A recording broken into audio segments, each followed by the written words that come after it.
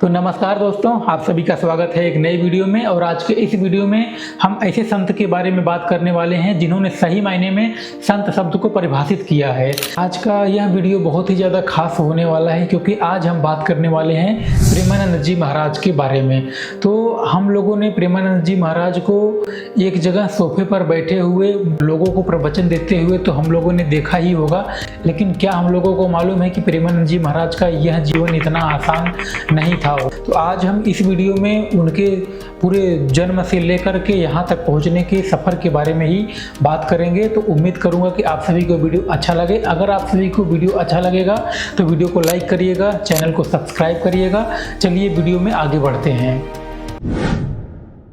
प्रेमानंद जी महाराज का जन्म 30 मार्च 1969 को उत्तर प्रदेश के कानपुर जिले के सरसौल ब्लॉक के अखरी गांव में हुआ था। महाराज जी के बचपन का नाम अनिरुद्ध कुमार पांडे था और उनकी माता का नाम रामा देवी और पिताजी का नाम शंभू पांडे था। प्रेमानंद जी के माता पिता गृहस्थ जीवन में भी बहुत ही ज़्यादा धार्मिक प्रवृत्ति के लोग थे, जिससे प्रेमानंद जी महाराज के भी जीवन में बहुत ही ज़्यादा प्रभाव पड़ा। प्रेमानंद महाराज जी के जो दादाजी थे वह सन्यासी थे, तो उनके घर में सन्यासी होने की भी परंपरा पहले से ही चली आ रही थी। जब महाराज जी छोटी अवस्था में ही थे तभी से उन्हें यह ख्याल सताने लगा, एक दिन मेरी माता मर जाएंगी, एक दिन मेरे पिता नहीं रहेंगे, तो इस दुनिया में मेरा है कौन। और उन्हें यह बात इतना ज़्यादा खलने लगा, अंदर से इतना ज़्यादा परेशान करने लगा, तो उनके मन में आया कि मैं क्यों भाग करके वैराग्य न ले लूँ, मैं क्यों भाग करके भगवान की शरण में न चले जाऊँ। 12-13 वर्ष की ही अवस्था में वह यह विचार करते हैं कि अब मैं घर परिवार को छोड़ करके भगवान की ही शरण में जाकर के रहूँगा। तो अपने घर छोड़ने की बात को वह अपने माता पिता के सामने व्यक्त करते हैं, लेकिन उनके माता पिता को यह लगता है कि यह अभी इतना छोटा है तो ऐसे ही बात कर रहा है, लेकिन ऐसा करेगा नहीं।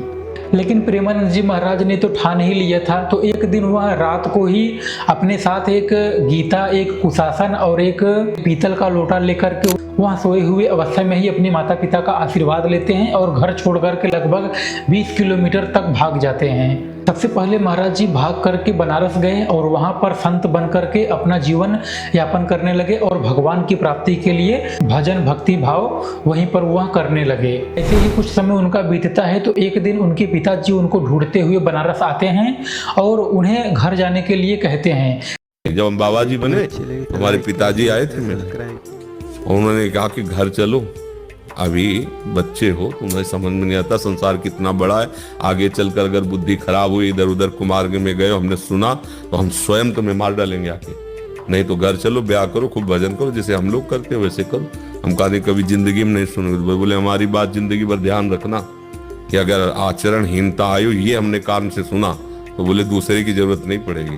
तब उनके पिताजी उनको बनारस में ही छोड़ करके वह अपने घर चले जाते हैं, जिसके बाद प्रेमानंद जी महाराज ने अपना आधा जीवन बनारस में ही बिताया।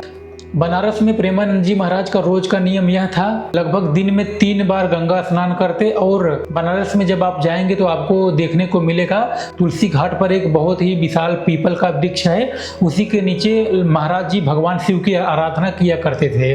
और दिन में एक ही बार वहाँ 10-15 मिनट के लिए भिखारियों के लाइन में बैठ करके जो उनको खाने के लिए मिल जाता था वहीं वह खा करके अपना पेट वहाँ भर लेते थे।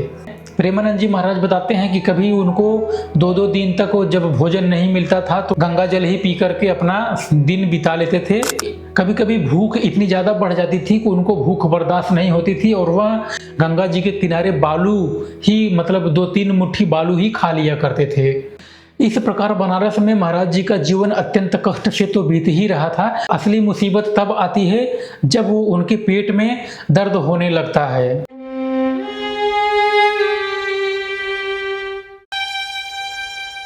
जब प्रेमानंद जी महाराज के पेट में कई बार दर्द होता है तब प्रेमानंद जी महाराज बनारस के ही एक सरकारी हॉस्पिटल में जा करके वहाँ अपना चेकअप कराते हैं। तब उन्हें वहाँ मालूम चलता है कि प्रेमानंद जी महाराज की दोनों किडनियाँ आधी से भी ज़्यादा खराब हो चुकी हैं, जिसे पॉलीसिस्टिक किडनी रोग कहते हैं। जब पता चला इनकी दोनों किडनी खराब है तो जहाँ प्रेमानंद जी महाराज रहते थे वहाँ से भी उन्हें निकाल दिया गया। तो ऐसे तैसे करके कुछ दिन और बीतता है तो एक दिन प्रेमानंद जी महाराज रोज की ही तरह भगवान शंकर के ध्यान में बैठे हुए थे तो उनके मन में अचानक ही यह ख्याल आता है कि कैसा होगा वृंदावन। लेकिन इस बात पर प्रेमानंद जी महाराज ज़्यादा ध्यान नहीं देते हैं। एक दिन वह ऐसे ही गंगा के किनारे बैठे हुए थे तो एक संत उनके पास आते हैं और कहते हैं कि श्री हनुमान विश्वविद्यालय में, जो काशी में ही स्थित है, वहाँ श्री राम शर्मा आचार्य द्वारा एक धार्मिक आयोजन किया गया है, जहाँ दिन में चैतन्य लीला और रात को रासलीला का आयोजन होता है।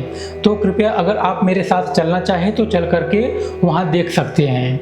महाराज जी ने मना कर दिया। उस संत ने फिर से कहा, महाराज जी वृंदावन से कलाकार आए हैं तो एक बार चल करके देखना चाहिए। लेकिन फिर से प्रेमानंद जी महाराज ने उनको मना कर दिया और बोले, मैं कहीं नहीं जाऊंगा, आप जा सकते हैं। लेकिन वहाँ संत तो मानो ऐसे ही अड़ गए थे कि जैसे यहाँ से प्रेमानंद जी महाराज को लेकर ही जाएंगे।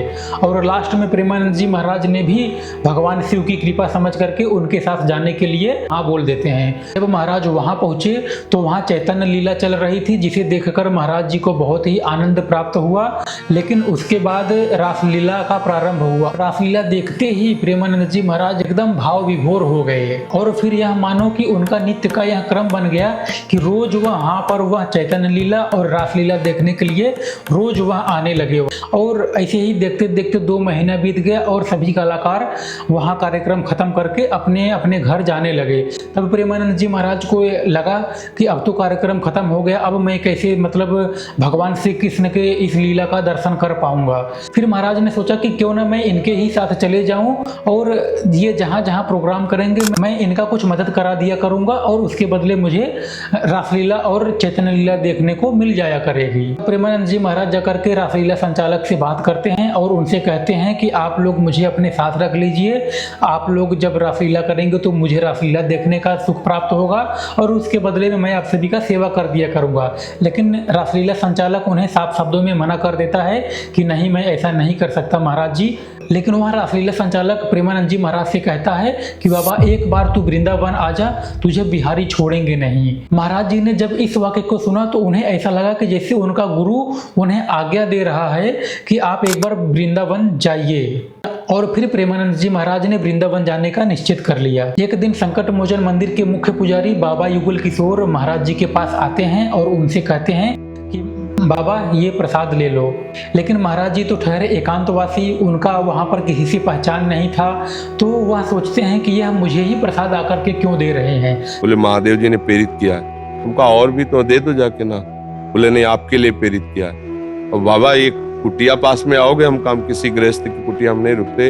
हम तो बोले गृहस्थ नहीं बाबा, हम भी बाबा जी हैं। तो हमें पहले था कि लाल कपड़ा ही बाबा जी होते हैं, सन्यासी तेला। युगल किशोर जी के सरल स्वभाव की वजह से महाराज जी वहाँ प्रसाद ग्रहण कर लेते हैं। लेकिन प्रेमानंद जी महाराज के दिमाग में तो बस एक ही बात चल रही थी कि मुझे कैसे भी करके वृंदावन जाना है। तो यह बात प्रेमानंद जी महाराज युगल किशोर जी को बताते हैं कि मुझे वृंदावन जाना है। तो युगल किशोर जी महाराज मानो इसी बात का इंतजार कर रहे थे। युगल किशोर जी ने उन्हें अगले ही दिन मथुरा जाने वाली ट्रेन में उन्हें बैठा देते हैं। महाराज जी को यात्रा के दौरान 2 व्यक्ति मिलते हैं जो कि महाराज जी की बातों से बहुत ही ज़्यादा प्रभावित होते हैं और उन्हें कुछ पैसा देने लगते हैं। लेकिन प्रेमानंद जी महाराज उनसे 1 भी रुपया नहीं लेते हैं। तब उसमें से एक व्यक्ति कहता है कि महाराज जी हम लोग भी मथुरा ही जा रहे हैं, क्यों ना आप मेरे साथ मथुरा ही चल करके रुकिए, क्योंकि इसके बाद तो अंधेरा ही हो जाएगा, फिर आप दिन में वृंदावन के लिए चले जाना।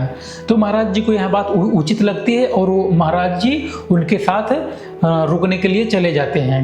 वह स्टेशन से बाहर आते हैं और महाराज जी को एक होटल के बाहर रोकते हैं और कहते हैं कि महाराज जी आप रुकिए यहाँ पर, मैं अंदर जा रहा हूँ, रूम की व्यवस्था करके आपको शीघ्र ही बुला लूँगा। महाराज जी बोलते हैं ठीक है। तो महाराज जी वहीं पर रुक जाते हैं। लेकिन वह लोग महाराज जी को लेने नहीं आते। तब जैसे तैसे करके महाराज जी पूरी रात ठंड में वहीं रोड के किनारे काट देते हैं। तब एक बालक आता है और महाराज जी से कहता है कि महाराज जी आपको कहाँ जाना है। तब महाराज जी बताते हैं कि मुझे वृंदावन जाना है। तो वह महाराज जी को वृंदावन जाने का मार्ग उन्हें बताता है और फिर वह चले जाता है। फिर जैसे तैसे करके महाराज जी वृंदावन पहुँचते हैं। महाराज जी ने जीवन में अपने बहुत ही समस्याओं का सामना किया हुआ है और महाराज जी इस बात को लेकर के कभी दुखी नहीं हुए, बल्कि उन्होंने ये कहा है कि ये जो मैं दुख झेल रहा था यह मेरी परीक्षा थी जिसने मुझे इस लायक बनाया है। तो उम्मीद करता हूँ कि आप सभी को वीडियो अच्छा लगा होगा। अगर आप सभी को वीडियो अच्छा लगा तो वीडियो को लाइक करिएगा, चैनल को सब्सक्राइब करिएगा। मिलेंगे किसी दूसरे वीडियो में, तब तक के लिए जय श्री राम, हर हर महादेव।